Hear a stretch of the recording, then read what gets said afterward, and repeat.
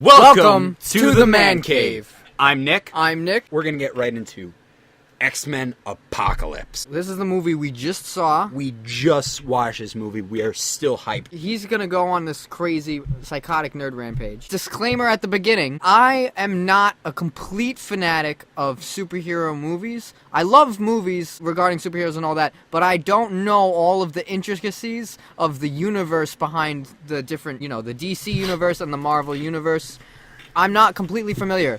This guy is. What is your take on this movie? No spoilers in this. What is your take on it? What did you think of it? It's really hard to sum up because there's a lot going on in it. There's so much going on. There's an extreme amount of plot development that happens throughout. There's no definitive middle. It's not like beginning, middle, end. I read it more as like you have the beginning and then the second part of the beginning and then you have the middle and then you have the the end and then you have the real end and then you have the sub end, right, and then you have the clip after the movie after the credits roll. But I was extremely pleased with the way that they developed it because they had several characters. There's humor, there's action. Something I always worry about when I go into one of these superhero movies is if they focus too much on the action and not so much on the story. You lose part of the story. You lose it if you have too much action. Unless it's a certain character and you kind of gotta go with that. Mm-hmm. Now, I love this movie. I thought it was a great take. Yes, every movie has its flaws, especially every superhero movie, because you can't go with every single universe. There are so many different Marvel universes. It's really hard to pick one, and sometimes you mishmash. And everyone's going to find flaws. A lot of people aren't going to like it, but then a majority of people are going to like this movie, because when it comes down to it, it's a good movie. If you don't know anything about the comics, you're just going to enjoy the movie. You're going to love every second of it. Now, I'm going to read this. He wrote this. Attention, men and ladymen of the worlds. Following this warning, you are spoilers. If you have not seen this movie and do not want to forfeit your innocence, avert your eyes and plug your ears.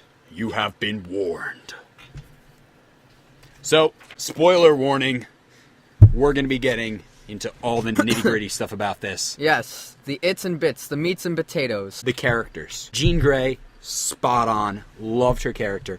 What's great about this is you see her go into Phoenix mode. If it did what I thought it did, it rewrites the whole universe. Because if you watch Days of Future Past, X-Men, Wolverine kind of went back in time, which doesn't really make sense. Because in Wolverine 2, he lost his adamantium claws, yet he had them back in Days of Future Past in the future. Doesn't make sense right there. And then he goes back and alters the future so that future never happens. Which then makes sense for him to have Wolverine claws. This is but then again, that happens. But then that rampage I was talking about earlier. But then he's gonna go on this crazy, psychotic nerd rampage. This movie takes place before he loses the Wolverine claws, so it really has no effect on the adamantium or not. You do see Wolverine. Wolverine is awesome. It shows you Weapon X from Wolverine, which is great. If you don't know who Weapon X version of Wolverine is, you are going to see him. This is him right after he breaks out of Stryker's fort that he has in the hills, which you do see in X-Men 2, I believe. Or is it in X-Men 1? I don't remember. I couldn't tell you. I think it's one of the X-Men. You see it in one of the original trilogies. As I was saying, Jean Grey did great. She goes into Phoenix mode. Now, if you watch X-Men 3, Jean loses control because Professor X put a lock on her mind. That way she could not access all of her powers, because Phoenix mode is extremely dangerous. This rewrites the entire universe because it alters the entire past. All of a sudden, Apocalypse comes into play, which he did not, as far as we know, come into play in the other universe, where Wolverine didn't go back in time and alter everything. She completely embraces the Phoenix mode, takes out Apocalypse, and is fine now. That completely rewrites the history, which means there's no crazy falling out with Jean. Good thing or bad thing, Nick?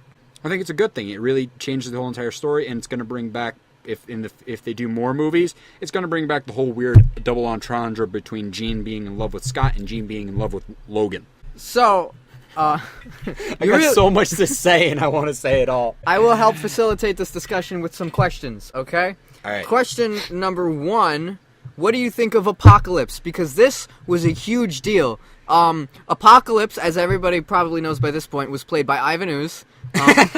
Okay, so he did seem purple in a lot of the images that they first released and that were leaked. He's not purple. He's blue, which is good. He's supposed to be blue. There's a whole thing blue going on in this movie. There's a lot of blue people. There's Beast, Mystique, Nightcrawler, and Apocalypse. They're all blue. Why are they all blue? I don't care. Not a moment in this movie did he fail to seem very intimidating. And very blue. Not the emotional blue. He was very blue. He was never sad. No. When they first leaked Apocalypse in one of the end credit scenes, you see the pyramids being built and they're praying to Apocalypse, which they opened up with the whole movie with, which is great. Can I just interrupt you real quick?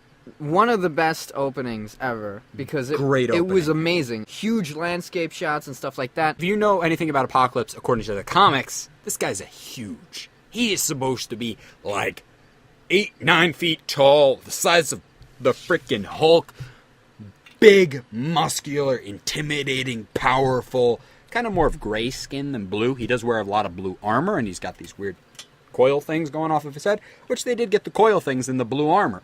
They gave him blue skin, and they made him kind of the size of a normal guy, but, you know, I guess they didn't want to make him too overpowering. The acting was great. They really get this sense of, like, you know, he thinks he's a god.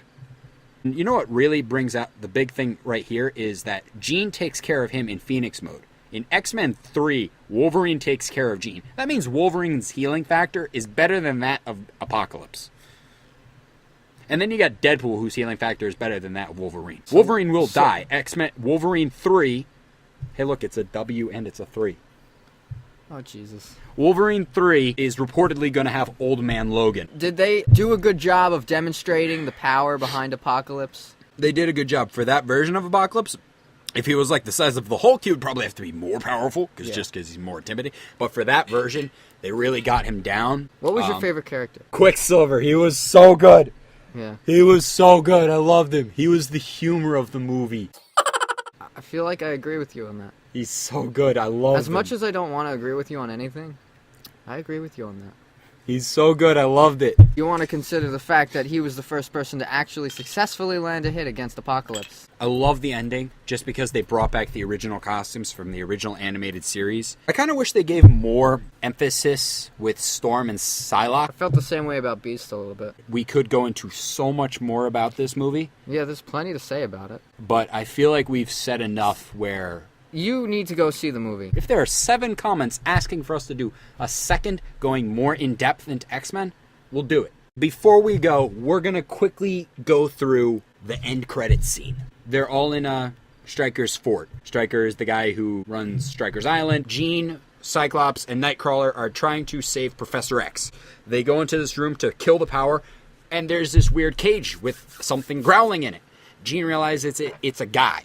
She opens the cage, lets Wolverine out. Wolverine kills everybody. Except for Stryker. Some guys in suits come... Put the hands down. I don't even have to say anything. Some guys in suits come in. They're cleaning up the entire mess that Wolverine has left. They're bagging all the bodies, mopping up all the floors.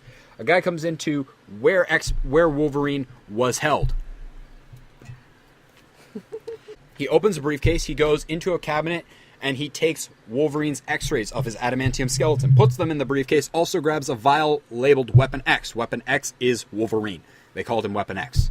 That's what the whole headgear is. They had him go out hunt and kill wolves. He closes the briefcase, and it says SX Corp. ESSE space X space Corpse. That is the name of a company that really has to do with a guy now called Mr. Sinister. He's a big character in the Deadpool universe. It really is a big hint towards the Deadpool movie 2. It's probably going to involve Sinister, as well as they said it's probably going to involve Cable.